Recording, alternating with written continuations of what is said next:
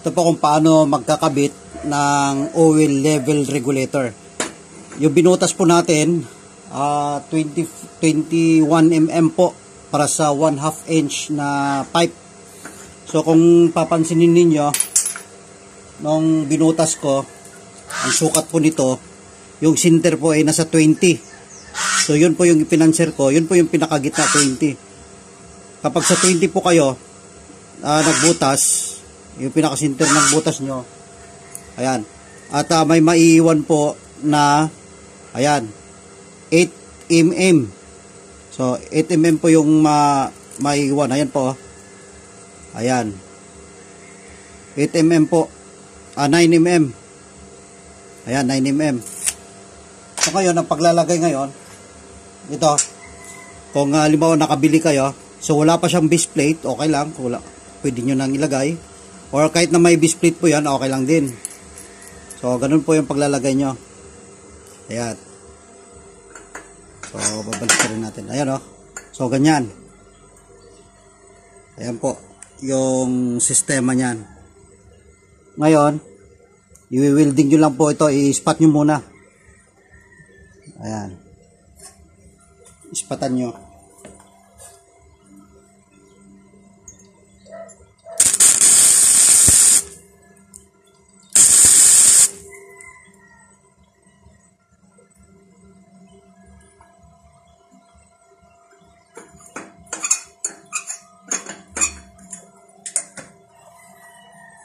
So, kaya tatanggalin nyo ito para makakapag full weld kayo. So, ayan po yung position. Ayan o. So, ganyan po yan. So, nakatungo na siya pababa. Ngayon, magpo-full weld na po tayo. So, bago po tayo magpo-full weld niyan, lalagyan po natin ng wax.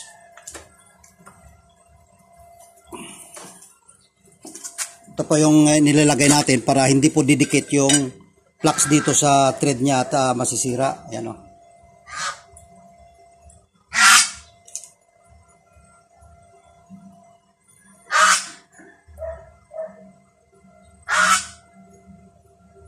Para hindi po masira yung flux niya.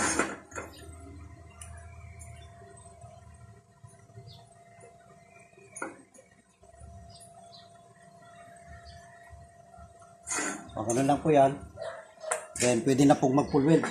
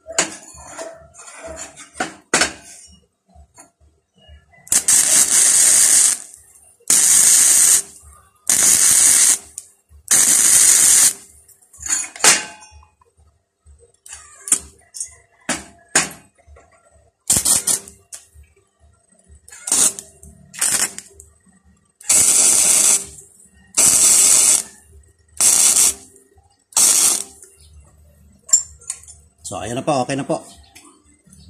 Okay na po siya. Ayan.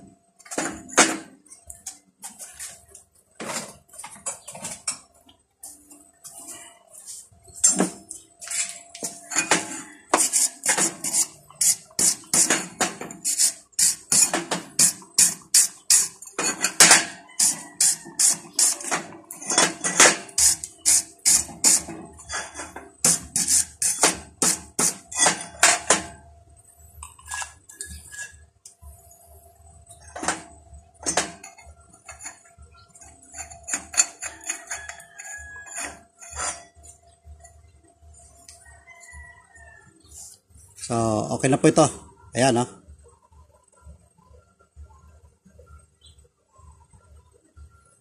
So, ganun lang po kadali ang pag-i-install. Paglalagay nito. Ayan. So, pansinan ninyo yung level niya. Ayan, oh. So, ngayon, naging 10mm na po kasi yung natin, ipinakyat natin konti. So, enough na po yan na laman ng oil. So, maglalagay na po tayo ng plate.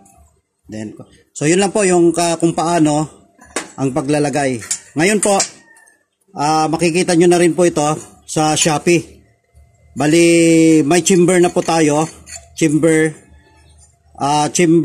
with the complete na po with the burner at saka plate na dito, base plate at saka yung may elbow. Makikita nyo na po yan sa shop natin sa sunod. At ayan, complete with kwan na po siya. With manual level regulator o use oil level. Yan po. Ayan ang pong tawag yan. Pasensya na po kayo. Pero antabayan nyo po na magkakaroon na po tayo nito sa Shopee. Dito na lang po.